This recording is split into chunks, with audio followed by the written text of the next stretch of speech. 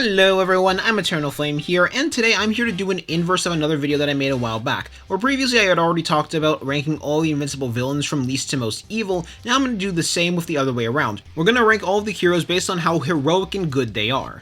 From the main heroes to the GDA to even some people who are going to be mentioned as honorable mentions. However, before I can even get into ranking them based on how good they are, I do first have to go over what my criteria of good is, mainly because in my opinion it is a lot harder to rank good in comparison to evil. For example, with good, there goes a lot more than just simply actions and how many people you save. For example, what you were willing to sacrifice in order to save people. Like if someone saves thousands of people but they massively put their life on the line, I'm going to give them a higher rating than someone who saves people but were really at no risk at all. There's also the intention and why they even want to be a hero to begin with. That is something that is important as well. For example, someone who wants to be a hero just to help save people and make the world better is obviously going to get a higher ranking than someone who is saving people in order to benefit themselves. And finally, in a similar vein, how willing are they to see for the greater good? Are they willing to sacrifice their emotions and their opinion in order for the greater good to be achieved, or are they going to be able to find another way for it to happen? So without further ado, let's get into this tier list. Now I know that wasn't really the best criteria, but it was kinda hard to actually make one. You guys should be able to understand when I actually get into it fully though. Now up first, I'm going to have an honorable mention tier, which is going to be all of the heroes that were introduced in the Invincible War. The main reason why they are kind of all in the honorable mention tier is because we don't really know that much about them yet, and I kind of want to stick to TV show, but they all would definitely have higher placements. They were willing to put their lives on the line and try and sacrifice themselves if necessary to fight against a version of basically the strongest superhero on the planet. Something that for all they knew could have been stronger than the main timeline Invincible. But because we just don't know enough about them yet, I kinda have to keep them here. Now up first, I'm going to have the lowest tier, which I like to call heroes that treat it as a job. Basically, this is a tier for people who don't really care that they're saving people and are more so just doing it in order to satisfy their own lives. So basically people who are being heroes for much more selfish purposes rather than selfless ones. In this tier, I have Shapesmith. Now Shapesmith is a pretty bad person considering he's kinda just entirely responsible for the Sequid invasion even being a possibility and happening, but there's also the thing of while he works for heroes, he's kinda just doing it so he can have some place to stay. Sure, he does help save people from time to time, but he's not really doing it because he wants to be a hero or help people, he's just doing it to put money on his plate. Not to mention the fact that his rate of saving people is really low. Like, the only thing that I can remember that he's recently done for the betterment of people is, like, temporarily stopping powerplex. But even then, I don't think powerplex was actually going to kill anybody, so yeah. And considering he is responsible for basically the Sequid invasion happening, which almost ended the entirety of Earth, and him going to help was just more so him cleaning up his mess, yeah, I'm gonna put him at the lowest tier possible. Now up next in a similar spot is going to be Robot. Now the reason why he is here is more so for the actions that he does, rather than actually being his motivation, and just he doesn't belong in the higher tiers, at least in my opinion. This is because of the several things that Rudy does, like, you know, stealing Rex's DNA just to get Monster Girl to be attracted to him and basically take their body because he likes Monster Girl. Freeing the Muller twins from prison, and yes, I know he was intending to put them back into prison, but at the same time, he's part of the reason why the Muller twins were able to get out to begin with, which did lead to some people dying just so he could get that body. And while sure, yes, he does have a pretty good success rate, at the same time, I kinda have to put him here. He's gonna get a higher spot than Shapesmith though, purely because I gotta give him some props for helping Invincible when he was fighting against the Reaniman, and the fact he just has a better success rate than Shapesmith. Now up next, I have Duplicate. Now the reason why I have Duplicate in this tier is mainly for a couple of reasons. Number one, she doesn't really put her life on the line ever. She treats it like a job. She sends out her clones to do her dirty work, while she always has a spare clone out in the country. Which I get, like, on a practical level that's a good idea so you never end up dying, but the real reason why I'm putting her here is mainly because of how she treats the job. Because she ended up leaving after one of the clones died to give herself some time to think and basically retire for a bit. Which, reminder, that almost led to Rexplode dying when Duplicate would know for a fact that she has a vengeful brother out there in Multipole, so yeah. Oh, and the Constitution of Dependence was also stolen because of that. And in my opinion, Duplicate just doesn't do enough to make up for those actions. Like, she doesn't do enough to warrant her deserving a break like that, and this is going to be important when I talk about another character who's going to be much later on this list. Which is why I kinda have to put Duplicate in the treats it as a job tier. Now up next, the final person that I'm going to have in this tier is going to be Shrinking Ray. This is because when Shrinking Ray gets on the verge of death, she effectively decides to quit being a hero so she can have a normal life, which, understandable. Honestly, I would be in a very similar boat if I had just gotten eaten, but at the same time, Shrinking Ray really isn't a hero. She wants to live the life of normal people, and she sees the lives that normal people are having and wants to have that life, which is why I have to put her in the treats as a job tier. Because as soon as she gets a real hands-on experience with the dangers of the job, she decides to quit, which I understand. Now I should say this, no one here other than one character in the treats as a job tier is a bad person. They are all only just human, which, like I said, understandable. But we aren't done with the treats as a job tier yet, because there is one more character who belongs in here, and he is pretty obvious when you really think about him, but most people aren't going to think of him off the top of their head, and that is of course Omniman. Now in the future, this might genuinely change. In fact, the only reason why he's at the top of this tier list is because he chose to help Alan and try saving him rather than accepting death. That's the only reason he's at the top of this tier.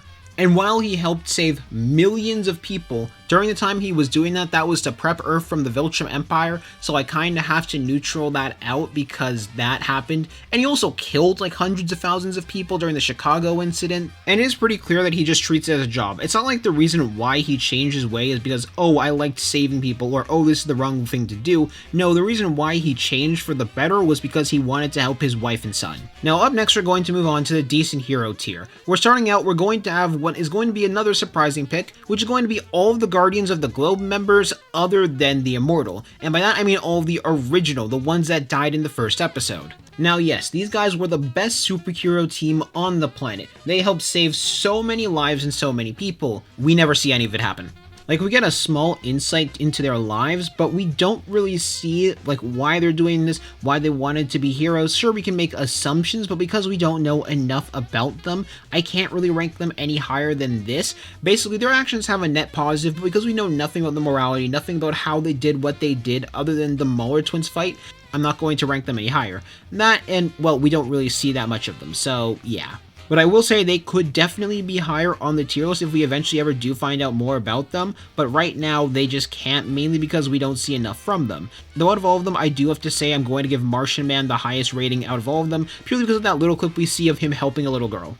But yeah, now we're going to move on to the good hero tier, which these are basically people who do a lot of sacrifice. Now, I was wishing that we would actually have more people to include in the decent hero tier, but most people don't really fall into that tier. Effectively, these are the characters that put their lives on the line, and we actively see things from the show like their motivation and why they want to be a hero, as well as their actions and just their steps to redemption. So I kinda have to put them here because they have actual on-screen things to talk about.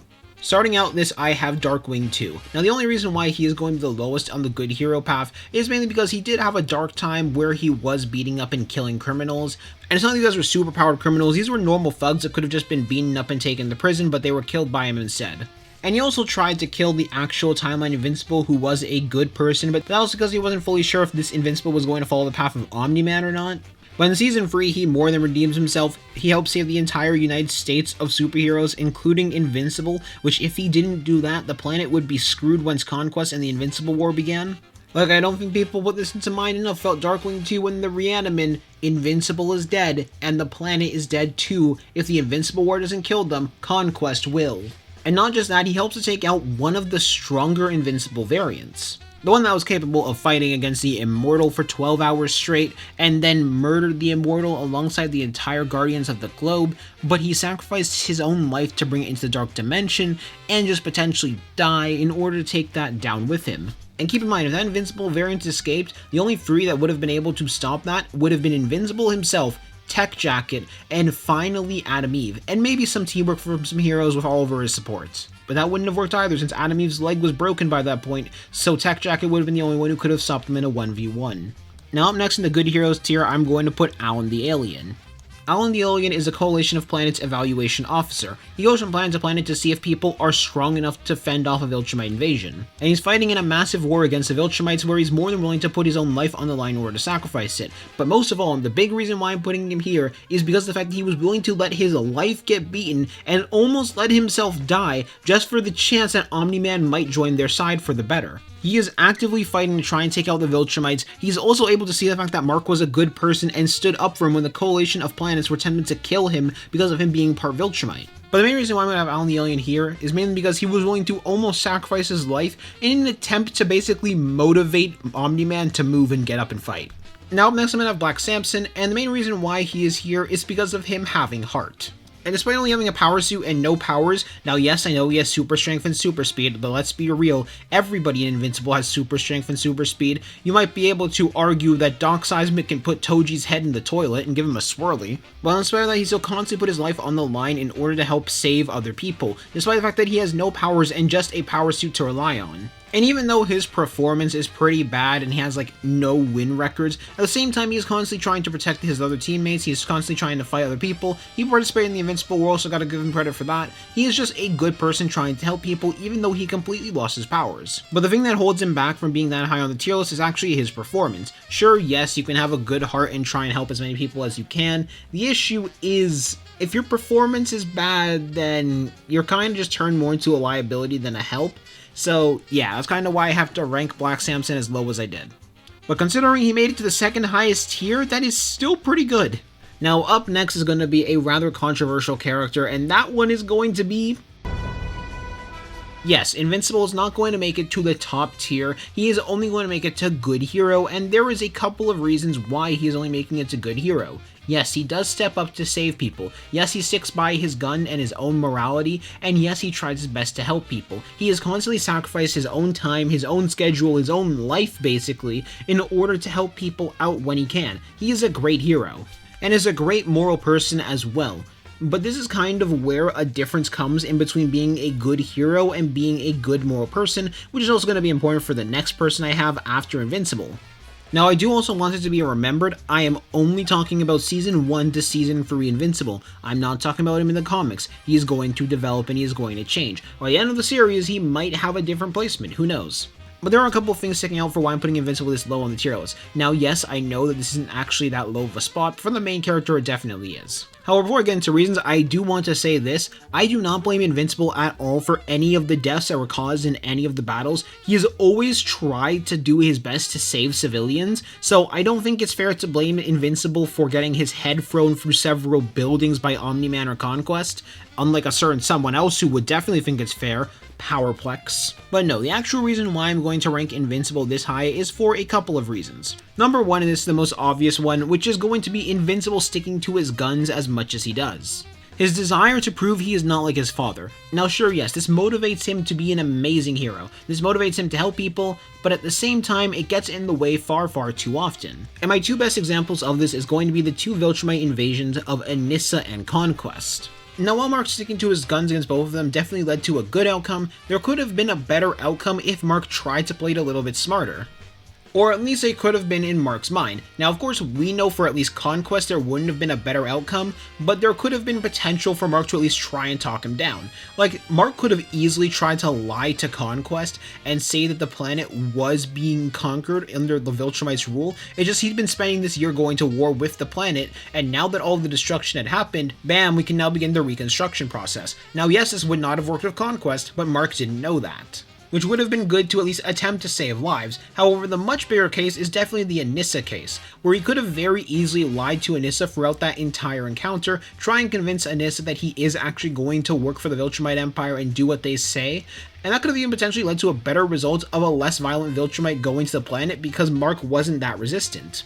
But most of all, because Mark fought Anissa, there was a pretty good chance several people could have died. Now, of course, they didn't, but the fact still remains that Mark put fighting Anissa above just abandoning his morals. And the only reason that Anissa didn't kill Mark on the spot was because that wasn't her task.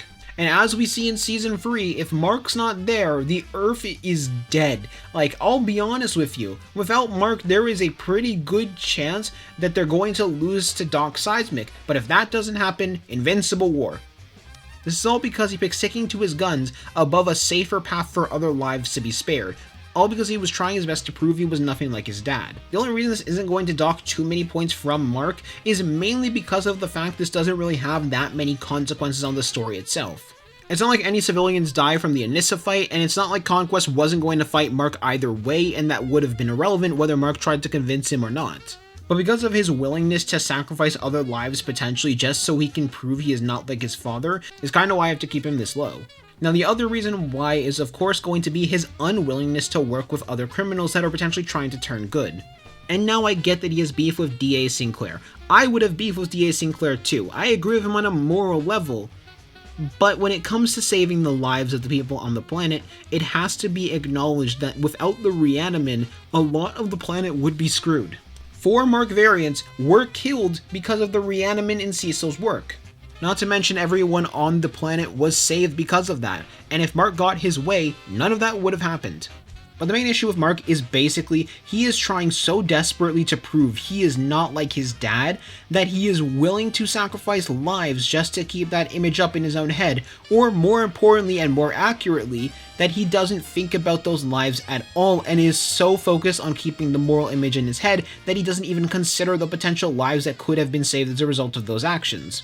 So either he cares so much about his moral code that he doesn't care about the lives that are going to get sacrificed just so he can stick to that moral code, or B, and this is the more likely option, he thinks so much about his moral code that he doesn't even consider what lives could be saved by taking the other option. The only reason why he isn't ranked lower right now though is mainly because a lot of those bigger actions of morality don't really have that many bad consequences or people dying. Like, even Angstrom Levy isn't really his fault. He thought he did kill Angstrom. How was he supposed to know that Angstrom had portals to another dimension? Now, of course, there's the other reason why I'm keeping him down here, which is the fact that during the Invincible War on the second day, he decided to stay with Eve rather than trying to go out and continue fighting the Invincible variants, which could have most definitely saved lives. Especially considering Invincible was stronger than a majority, if not all of them. Like, only one of them is debatably stronger than him, and it's an argument. Like, we don't really know that for sure. But considering on the third day he does try and go out to take out Angstrom, he does make up for it, at least in my mind. Sure, yes, he doesn't succeed in killing him, but the fact that he does ultimately try and take him out and is like finally deciding to kill him in that choice, yeah. But I also can't ignore the amount of lives that he saves as well. Not to mention just the amount of side effects he does have. For example, without him, Omniman wouldn't have turned good. Without Mark, the planet would have been conquered several times by this point. So, yeah. And Mark is morally a good person at the end of the day. So, I kinda have to keep him up here. Holy crap, I talked about Mark for a really long time. But yeah, let's move on to the next spot. Now, one spot higher than him, I'm going to have Cecil, the head of the GDA. Now, I know what you guys might be thinking. Cecil is not a hero. He guides the heroes, he's in charge of them, and I count him as a hero. I'm not going to lie. Now, I don't need to talk about what Cecil has done. Everybody has already know. Like, man directed the entire GDA. Cecil is also kind of responsible for taking out 4 of the Invincible variants, including Hoodvincible. He is the one who guides the heroes on most missions they go to, and yeah, I don't think I need to go in depth with Cecil and his actions, but I do have to go in depth with why I didn't put Cecil higher on the list, because I think everyone understands why he's this high. And there are a couple of reasons why. Number 1, Cecil does have some points docked from him because pretty often he's not directly on the field himself. Now yes, he was directly on the field against Omniman and basically had to rely on his soldiers because, fun fact, Cecil doesn't activate teleports himself, he has his entire team do it, so Cecil had to put faith in his team to teleport him out of the way of Omniman's attacks. But pretty often he is just directing the heroes, so I do have to deduct some points from that. But the more important reason why I'm going to deduct some points is because of what Cecil is trying to do with Oliver. Where pretty often it's shown that Cecil wants to adopt Oliver and like take him in as a weapon to train, and I get that he's doing this for the greater good and the betterment of society and all of that, but it's still a child, it's still a baby. There's also him keeping Conquest alive, but that hasn't had any consequences yet, so I can't really fault him for that one yet. But yeah, the main reason why I'm not going to put him in the perfect hero tier is mainly just because he's not directly on the field himself. Now yes, I get that he's not supposed to be. He is the director and the protector, but at the same time, yeah. It's also because of partially his morality as well. While yes, he is trying to do whatever he can to keep humanity safe, at the same time this will lead him to doing some dark actions, for example keeping DA Sinclair. Which, while I get that is definitely proven effective, at the same time it's also had some of its own issues, like the Reaniman continuing to beat up Invincible even beyond Cecil's request. But yeah. Now up next I'm going to have Monster Girl, who I think is going to be a surprise to a lot of people, but let me explain why I'm putting Monster Girl up this high.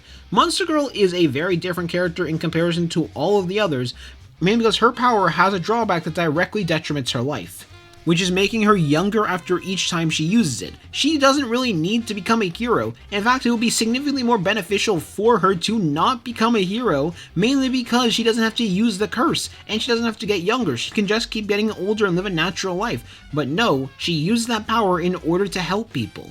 She's also actively put her life on the line several times as well, on top of the fact that she has a detriment to using her power of making herself younger with each usage.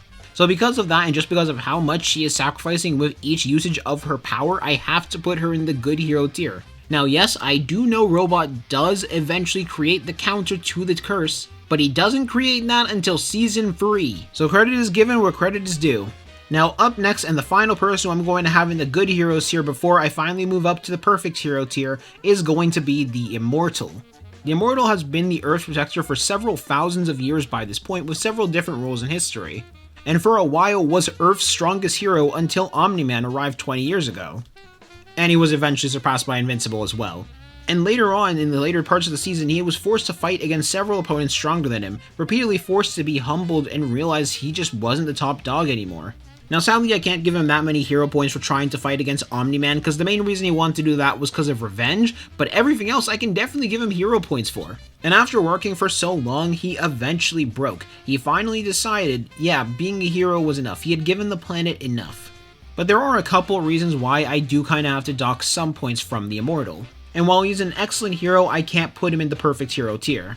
And this is for a couple of reasons, or mainly two big ones. The first one that I have is him knowing about Duplicate living. Now, I put much more blame on this on Duplicate than I put the Immortal, but I do acknowledge that Rexplode could have died because the Immortal chose to say nothing. Now, I don't put all of the blame on him, or even most of it, but a little bit does have to go to him. And there's a second, and this is the much bigger reason why I can't put him in the perfect hero tier, and this is because of him choosing to retire when he did. Now yes, I get him wanting to retire. Now I get him wanting a peaceful life. Honestly, understandable, man deserves it. But he chose, as one of Earth's strongest heroes at the end of the day, no matter how you feel about him, he is ultimately still one of Earth's strongest heroes. He chose to leave when the Earth was basically in shambles thanks to Conquest and the Invincible War, and there were going to be villains all across the block. And he, as one of the stronger ones, is choosing to leave at this current point in time when most of the heroes are either dead, injured, or going to be overworked. And that's why I have to move him down to the good hero tier, but he's still at the top of it, mainly because of when he chose to retire. Now, I fully get him retiring, and if this didn't happen, he'd be in perfect hero tier, but because of when he chose to retire in the state the world was in, I have to remove him from that tier. And up next, finally, we're going to move into perfect hero. These guys are the best, the perfect heroes that we have in the entire show. They don't really have any flaws in the way they do hero work. Now, some of them might have moral character flaws, but they don't really have any flaws in the way they are as a hero. Now up first, I'm going to have Rexplode. Now I know early season 1 Rexplode was a relatively bad person, but he still worked as an amazing hero, constantly put his life on the line, and asked for literally nothing in return. And had the optimal opportunity to retire and leave, but he chose not to, mainly because Rexplode is his identity. Being a hero is his identity, and he lives for it. He also got Lizard League completely solo after being shot in the head, and most of all, and this is the real big thing, taking out one of the Invincible variants while sacrificing his own life in the process. As a hero, Rexplode doesn't really have any flaws other than his effective rate, but even then, he definitely takes out some villains. We see him take out Octobus, we see him take out the Lizard League, and we see him take out an Invincible variant. So he has a pretty good effective rating, not to mention the fact that he helps with the Flaxen Invasion 2 times as well, and that's just on top of my memory. He definitely does more. Now, as a person, he has flaws. I will give you guys that. He definitely had flaws as a person in Season 1 and 2, while he's trying to make himself better later on during Season 2 and 3. Yeah, he does succeed in that, at least in my opinion, but he still ultimately is a flawed person, but definitely an amazing hero. Now, up next, I'm going to have Donald Ferguson. Donald is very similar to a lot of the things that I gave Cecil, but there is some different things about Donald that gives him this high position. Number one, he's actively sacrificed his life over 20 times by this point. He also went out of his way to help Rick, even though he didn't have to, because he understood his pain quite well. He directly went on the field and fought in the Invincible War, taking out one of the variants alongside Britt. He gave the information about powerplex to Invincible because the GDA wasn't working with him anymore, going above the law just to make sure that things could be better. Man has actively sacrificed his life so many times and definitely deserves this spot on the list. and he's just actively in the field. He basically has all of the advantages that Cecil has alongside being an active participant. Now up next, number 2, I'm going to have Oliver. Oliver is actively trying to be a hero despite only being 3 months old. He is constantly fighting against people, and most of all, and this is the big thing, he puts his life on the line several times. He fights against the Invincible variants and tries to go in to help against Conquest as well, even though he knows he's be outmatched. He is an amazing hero, and most of all, he is still ultimately a child. Like, he is putting his life on the line and trying to be a good person despite only being a kid. And sure, yes, he killed the Mauler twins, and I will never forgive him for that, but at the same time, that was not a bad action either. The Mauler twins were the same people who were going to launch a global EMP in order to try and trigger basically the world to force them to have to pay for their technology, which also should be noted, without Oliver, the Mauler twins would have won. Invincible was taken out by the stun gun at that point, so yeah, the missile would have been launched and they would have ultimately won without Oliver being there. And I don't think I need to discuss more about Oliver. Sure, yes, he does have some shady moral decisions, but at the same time, he's just learning to become a hero, and all of his actions so far have had a net positive when it comes to being a hero. Morally they haven't, but his actions have, not to mention the fact he could have killed the bullies, but he chose not to. Now of course we're going to move on to the real top of the list, and that person is Adam Eve.